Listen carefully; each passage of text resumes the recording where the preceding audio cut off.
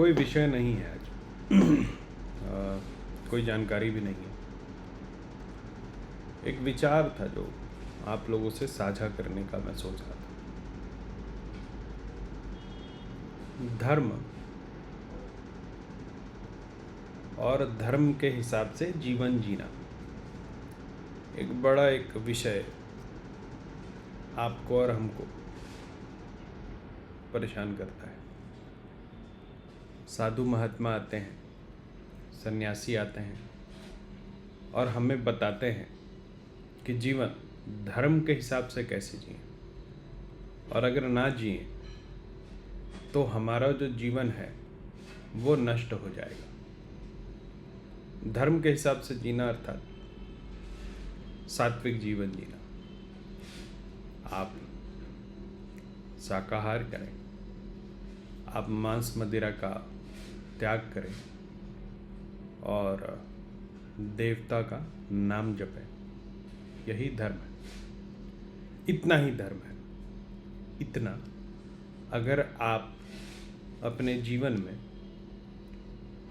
कर लेते हैं तो आप धार्मिक हैं और आपका जीवन बहुत अच्छा जाएगा। मैं सोच रहा था, क्या इतना आसान है धर्म में निपुण होना? नहीं, मैं ये नहीं बोल रहा हूँ कि भाई वेद पढ़ लेते, गीता पढ़ लेते, तंत्रोक्तर कुछ किताबें पढ़ लेते और धर्म में आप निपुण हो जाते। इसको क्रियाएं कहते हैं, इसको ज्ञान कहते हैं। लेकिन धर्म को जीवन में लाना कैसे होगा? इतना आसान है जितना बोला जा रहा है क्या? सिर्फ भोजन से धर्म, सिर्फ जाप से धर्म हो जाएगा क्या? एक बहुत बड़ा युद्ध हुआ भारत में, महाभारत। आप जानते हैं, हम जानते हैं। महाभारत हुआ भी धर्म के चलते, और महाभारत में जो मृत्यु सब हुआ वो भी धर्म के चलते हुआ। अगर थोड़ी देर के लिए लोग अधर्मी हो जाते तो हो सकता है महाभारत कभी ना होता। महाभारत की शुरुआत कहाँ से हुई? अगर भीष्म प्रतिज्ञा नहीं लेते तो महाभारत कभी होता ही नहीं।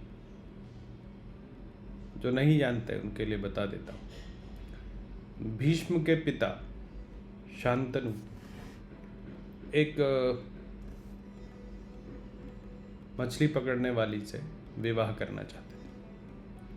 उसी समय भीष्म ने प्रतिज्ञा ली कि मैं अब शादी नहीं करूँगा, ताकि जो पिता का आगे का वंश है वो इनसे चले। और उसके बाद कुरु वंश आया और फिर पांडवों और कौरवों की लड़ाई हुई, जिसमें भारी रक्त संहार हुआ, बहुत ज़्यादा संहार हुआ।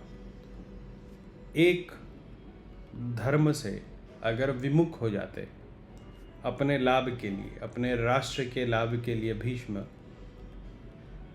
तो शायद रक्तपात नहीं होता। और शायद एक धर्म से अगर विमुक्त हो जाते अर्जुन तो भी इतना रक्तपात नहीं होता। एक धर्म से अगर विमुख हो जाते कृष्ण तो भी इतना रक्तपात नहीं होता। तो एक जगह तो रक्तपात और धर्म का कोई संबंध नहीं है, ये समझ में आया। लेकिन एक पुत्र का धर्म एक राष्ट्र के धर्म से बड़ा होता हुआ महाभारत में दिखा, ये मेरी समझ। तो धर्म पर, अपने धर्म पे अडिग रहने के लिए, क्योंकि भीष्म प्रतिज्ञा इतने सधे हुए साधक किए, वो जब बाण की शैया पे लेटे थे तब भी उनकी मृत्यु नहीं हो पाई। उन्होंने एक धर्म, एक वचन के लिए पूरा महाभारत करवा दिया। और कृष्ण जो कि धर्म के सूत्रधार हैं, उन्होंने पूरे जो महाभारत का युद्ध था उसको देखा और उनके हिसाब से, क्योंकि पांडवों के लिए गलत हुआ था तो उन्होंने उनके लिए युद्ध लड़ा और उनको दे दिया। वो है ना, जब नाश मनुज पर छाता है पहले विवेक मर जाता है। तो जब नाश मनुज पर छाता है पहले विवेक मर जाता है। जिसने ये कविता पढ़ी होगी दिनकर जी की, उनको पता होगा कि 5 ग्राम मांगा था, नहीं दिया। लेकिन वहाँ पर कृष्ण किसके लिए वो 5 गांव मांगने गए थे? उन पांडवों के लिए जो कि एक जुए में अपनी धर्म पत्नी को हार गए थे, और धर्म का जो है वो एक पराकाष्ठा माने जाते हैं कि ये बहुत अच्छे लोग थे और उसको दुर्योधन ने परेशान किया। मैं ये नहीं बोल रहा हूँ कि कौन सही था कौन गलत था, मैं ये बताने की कोशिश कर रहा हूँ कि धर्म क्या इतना आसान है? जितना धर्म को आज आसान बना दिया गया है, और जितने चिंतित हम धर्म के लिए रहते हैं कि हम हमेशा सही रहे, धर्म में नहीं रह सकते हैं। आप समझ ही नहीं सकते हैं कि आप धर्म के रूप में सही कर रहे हैं या गलत कर रहे हैं। रावण को राक्षस बताते हुए ये पूरा रामायण आपने सुन लिया कि वो सीता को लेके चले गए। कोई नहीं बता पाता है कि सीता को लेके क्यों गए। सीता को लेके इसलिए गए थे क्योंकि वो परम सती थी।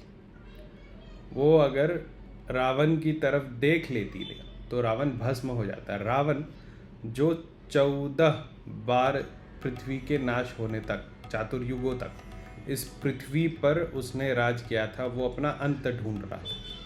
और उस अंत को ढूंढते ढूंढते उन्होंने सीता का हरण किया, जो गलत किया। सीता के हरण से पहले उनकी बहन की नाक काटी गई। वो धर्म के हिसाब से सही है या गलत है, ये आप समझिए। मैं इतने मूल विषयों पे जाता ही नहीं कि धर्म में क्या सही हुआ और क्या गलत हुआ, क्योंकि हमारा जो मूड मन है वो इतना जो कॉम्प्लिकेटेड धार्मिक विषय है, इसको ऐसा एक जीवन, एक जो हमारा सांसारिक जीवन है उसमें समझ ले, ये बड़ा मुश्किल है। किसी ने एक विषय बोला और श्री राम ने बोला कि अब सीता को अयोध्या छोड़ना होगा। सीता जी ने अयोध्या छोड़ दिया,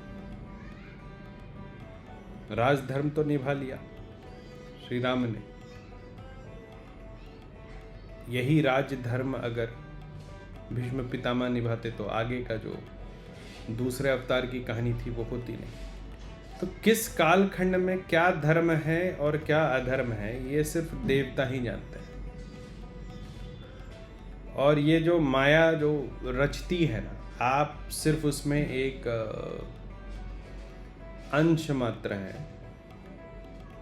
अपने जीवन में ये सोच करके क्या धर्म है क्या धर्म है, अपने कार्यों को ना करें। धर्म वही है जो आपको सुख दे और किसी को दुख ना दे, इतना ही आपका धर्म है। अगर आपका धर्म इससे ज़्यादा का होगा, मतलब समाज के लिए होगा या राष्ट्र के लिए होगा, तो देवता उसी हिसाब से आपको अपॉर्चुनिटीज़ देंगे। आप क्या खा रहे हैं वो आपका शारीरिक और आपका मानसिक विषय है। आप क्या जाप कर रहे हैं ये आपका स्पिरिचुअल विषय है। कई लोग हमारे पास आते हैं, पूछते हैं कि हम ये कर रहे हैं, ये सही है या गलत है। कुछ दिन पहले कुछ लोग आए, उन्होंने हमको बोला कि हम एक गुरु हैं, भारत के नामी गुरु हैं, तो उनका हम एक कोर्स कर रहे हैं। तो वो दीक्षा बोलते हैं कि ऑनलाइन ही ले लो, क्योंकि समय और जो मटेरियल है इसका कोई बोझ नहीं है, ठीक है, कोई इसका बाउंड्री नहीं होता है। वायु से भी दीक्षा होती है। हमने बोला आप इसको क्यों पूछ रहे हैं? तो उन्होंने बताया कि क्योंकि लोग बोलते हैं कि सामने से दीक्षा होगा। हमने बोला सामने से दीक्षा हो या फिर वो टेलीफोन से दीक्षा हो, आपको, आपने जब वो क्रिया लिया, आपको लाभ हो रहा है या हानि हो रही है? तो उन्होंने बोला मेरे साथ तो अच्छा ही हो रहा है, मन अच्छा लगता है हमारा। तो हमने बोला जब आपको उससे अच्छा लगता है, अब कोई और अगर उस विषय के बारे में बोल रहा है, आप क्यों सुन रहे हैं?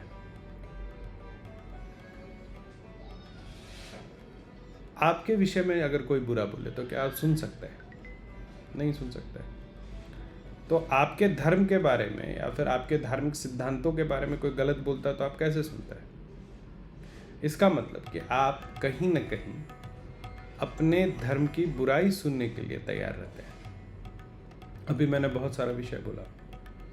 आप हो सकता है कि जहाँ पर मैंने बोला कि भीष्म पितामह ने गलत किया, आपने गलत मान लिया होगा। और जहाँ हमने बोला कि श्री राम ने ऐसा क्यों किया या कृष्ण ने ऐसा क्यों किया, तो आप भी एक डायलेमा में आ गए होंगे। लेकिन वो धर्म के हिसाब से जिस जगह पर श्री राम या श्री कृष्ण खड़े थे वहाँ पर सही था।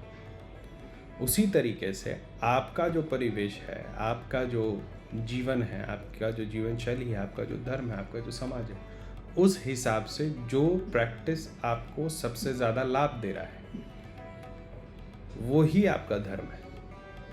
उसी हिसाब से आपको सनातन धर्म को प्रैक्टिस करना चाहिए। सनातन धर्म में कोई भी हार्ड एंड फास्ट रूल नहीं है। हार्ड एंड फास्ट रूल किसके लिए? आप जो बाबा लोगों को सुनते हैं, ये लोग सन्यासी हैं, इनका सन्यास आश्रम, इनका गृहस्थ आश्रम नहीं है। इनके बड़े स्ट्रिक्ट रूल होते हैं। उसमें एक रूल ये भी होता है कि ये हम लोगों से बात नहीं कर सकते हैं। इनका ये भी रूल होता है, ये गृहस्थों के घर इनको नहीं जाना चाहिए। इनका ये भी रूल होता है कि ये सोना चांदी आडंबर नहीं कर सकते। इनका ये भी रूल होता है कि लाइफ को बिल्कुल सिंपल रखना है तो चार्टर्ड विमान में चल के महंगी महंगी गाड़ियों का लाभ ले करके और ये बोलना कि मैं फ़कीर हूँ, मुझे किसी चीज़ से कोई अटैचमेंट नहीं है, और फिर आपको ज्ञान देना कि आप क्या खा रहे हैं, नहीं खा रहे हैं, और जो मूल धर्म का सिद्धांत है उससे आपको दूर रखना कि अरे भाई जो 10 अवतार है उन्होंने क्या आपके लिए रख छोड़ा है, जो 10 महाविद्याएं उन्होंने आपके लिए क्या रख छोड़ा, इस विषय पे कोई बात नहीं करता। ज्ञान, शुद्ध ज्ञान। और ये ज्ञान क्या है कि आप जो कर रहे हो वो गलत कर रहे हो। अगर आप एक गुरु के हिसाब से चल रहे हो तो दूसरे गुरु की नज़र में आप गलत ही कर रहे हो। ठीक है? अगर ये विषय इस तरीके से मैं पूजा करवा रहा हूँ, तुम किसी और तरीके से कर रहे हो, ये गलत है। सनातन धर्म इतना वास्ट है ना कि इसका पूरा ज्ञान किसी के पास नहीं हो सकता है। तो एक जगह से आपने कुछ सीखा, दूसरे जगह से उससे कुछ अलग है, तो आपने मान लिया ये दूसरा जगह सही है, पहले वाला गलत था। मूर्खता।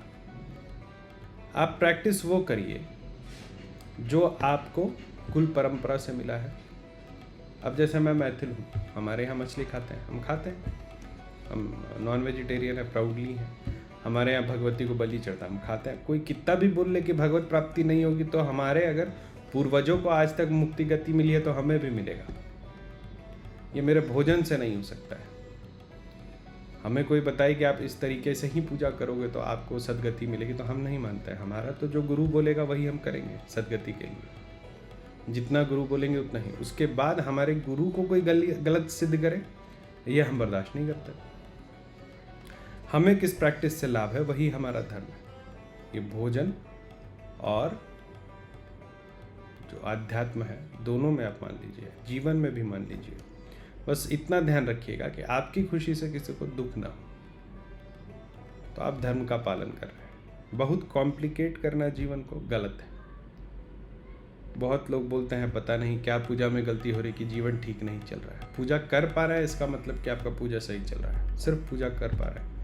बहुत लोगों का पूजा से मन भंग हो जाता है कि भाई अब हम पूजा नहीं कर पा रहे हैं, क्या करें। आपका पूजा से मन इसलिए भंग हो रहा है क्योंकि आपने 10 विषयों पे खुद को बांट रखा है, जिसमें कोई भी विषय ऐसा नहीं है जिसमें एक्चुअली आपका इमीडिएट अटेंशन चाहिए।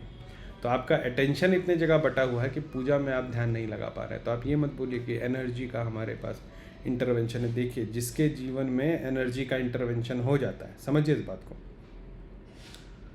वो दैविक हो या प्रेत का हो, किसी का भी अगर इंटरवेंशन अगर हो गया आपके जीवन में एक क्षण के लिए भी, तो वो किसी से पूछने नहीं जाएगा फिर कि मुझे जीवन में आगे क्या करना है, हमारे आध्यात्मिक जीवन में आगे क्या होना चाहिए। उसको पता है कि क्या हो रहा है, उसको पता है कि आगे क्या होना है, उसको पता है कि कोई तो हाथ पकड़ा हुआ है, वो आगे लेके चला जाएगा। तो आने वाले जीवन में धर्म धर्म धर्म नहीं कीजिए। आपका धर्म है, आप गृहस्थ हैं, आपका धर्म आपका परिवार है। सर्वप्रथम आपका परिवार आपका धर्म है। दूसरा आपका आध्यात्मिक विकास आपका धर्म है। लोग कहते हैं ना कि धर्म की रक्षा करो, धर्मो रक्षति। नहीं, वो सब नहीं होता। तुम अपने धर्म की रक्षा करो, धर्म अपनी रक्षा करने के लिए पर्याप्त है। तो आपका क्या धर्म है? एक तो आप पे जिसकी जिम्मेदारी है खुद की, अपने परिवार की, इन दोनों को जो है आप स्वस्थ रखे, सबल रखे। यही किया महाभारत में। पांडवों ने कौरवों से युद्ध क्यों किया? परिवार को बचाने के लिए। राष्ट्र को तो कोई खतरा नहीं था, राष्ट्र को तो एक राजा मिला हुआ था। श्री राम ने पूरा लंका दहन किया, क्यों? परिवार की रक्षा के लिए, है ना। और दूसरा अपना आध्यात्मिक विकास और आध्यात्मिक चेतना, ये दो चीज़ों को आप अगर ढंग से कर रहे हैं तो आप बिल्कुल धार्मिक हैं। आप कोई गलती नहीं कर रहे हैं। जैसे परिवार में पूजा हो रहा है वैसे ही करिए, जैसे गुरु साधना बोलते हैं वैसे करिए। कोई गलती नहीं, कोई त्रुटि नहीं। जो देवता की मार्ग में है, जो भी देवता की पूजा कर रहा है, जो उनका ध्यान लगा रहा है, आप ये समझ लीजिए कि पूजा करने से आपका अनिष्ट कभी नहीं हो सकता है। यही क्लोजिंग लाइन है। यही समझ करके धर्म और धर्म परायण बनिए। धन्यवाद।